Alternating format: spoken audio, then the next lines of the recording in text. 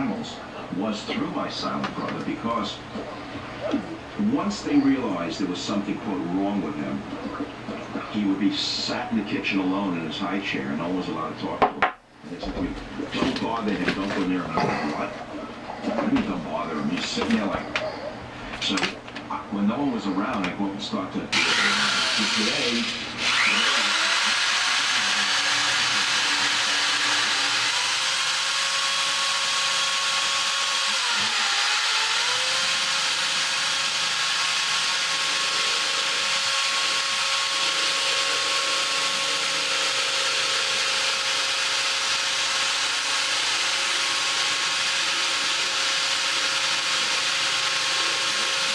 So obviously, I reached inside and it brought out what was in me. But in the streets, watching it go away in this ambulance, with crying and screaming, and my uncle, whoa, that was some story, you know. I never saw him again. My mother, you want a story? She'd go visit him every week for the rest of his life.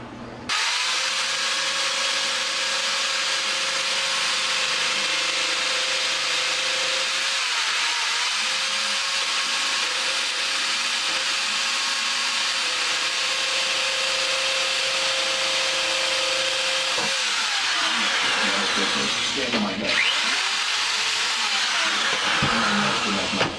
Again, what did I learned how to entertain. So in a way, my silent brother taught me to be who I am and entertain.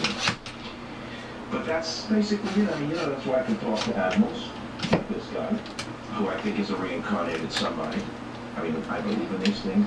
And who are you? I know that. I think I want to talk about this.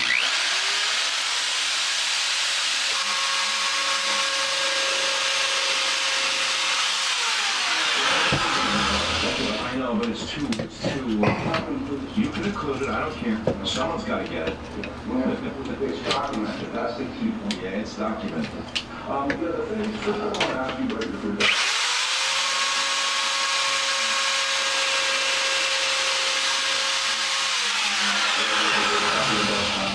You remark a lot of things around, that you wasn't around a lot.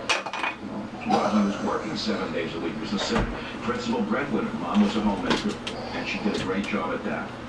But he had to go to open that store 7 days a week. There was no welfare. He would have killed himself before he took it anyway. No one in that neighborhood took welfare. They would rather have thrown himself off a fire escape than taken a dime from the government. That's a crime. You know how poor people were then. He was in the store. I didn't think he was denying it to me. He wasn't running around with women and drinking somewhere in a bar. He was working. He opened the store trying to make a living.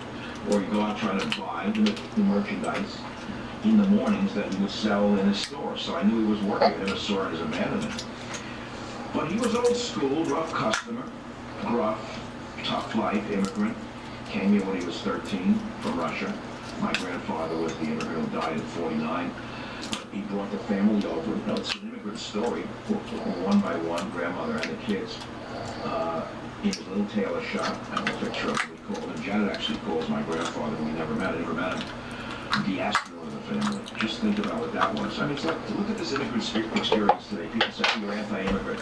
Well, I'm the son of an immigrant. That's number one. The difference is when the Picture of Liberty, 1904, or Emma Lazarus statement, give us your tired, your poor, and those yearning to be free. That's a great statement. But the fact of the matter is there was no welfare state waiting for them. They came here to break their asses and work in the factories, the coal mines, the steel mills. That's what so in other words, there's a little bit of a double talk and cynicism here. It wasn't welcoming immigrants to give them a free ride as we are doing today.